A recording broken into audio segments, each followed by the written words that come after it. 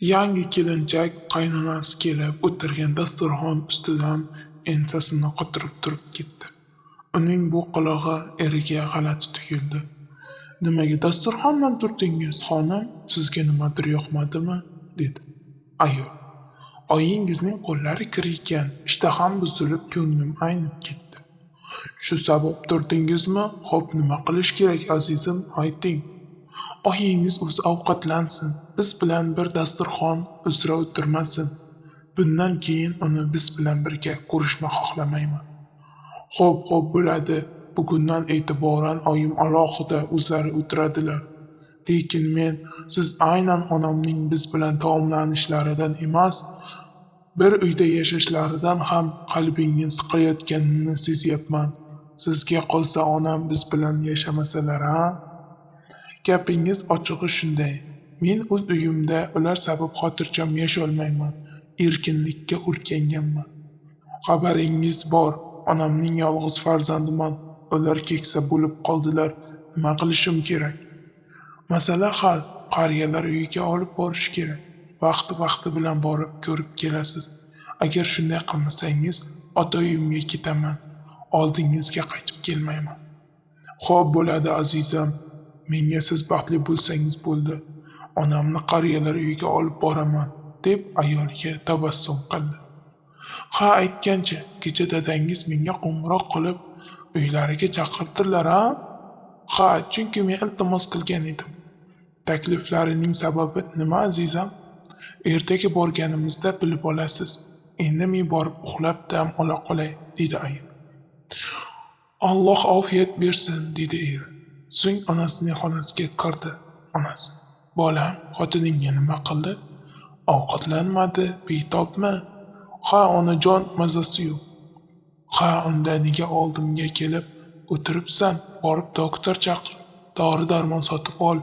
U kasal bo'lib yemak-yemay och uxlab qolsa, Alloh oldida javob berasan. Undan mas'ulsan." "Yo'q, onajon, u qadar emas. Birov dam olsa, o'ziga kelib qoladi. Xavotir olmang.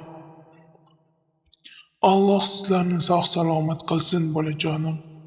"Amin, ona. Ertaga sizni bir joyga olib boraman. Undan keyin hamma narsa o'zgaradi." "Qayerga, bolajonim?" "Ertaga bilib olasiz. Siz faqat u payt mening qilgan ishimdan g'azablanmang, urushmang.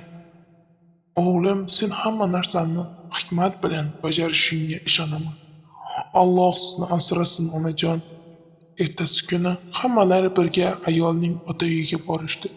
Kuyov onasining qo'lidan tutib mashinadan tushirdi. Ayoli sekin kelib erining qulog'iga pichirladi. "Oyingizga nima bor?" dedi. "Xotirjam bo'ling, bu yerda chiqib keyin tashlab kelaman", dedi er. Kelinning ota-onasi ularni kutib oldi. Peshin namozini o'qib, tushlik qilmoqchi bo'lishdi. Kelinning otasi kuyovi bilan yolg'iz gaplashib olish maqsadida boshqa xonaga taklif qildi. "Siz bilan muhim masala yuzasidan gaplashib olishim kerak. Qizim yolg'iz farzandim.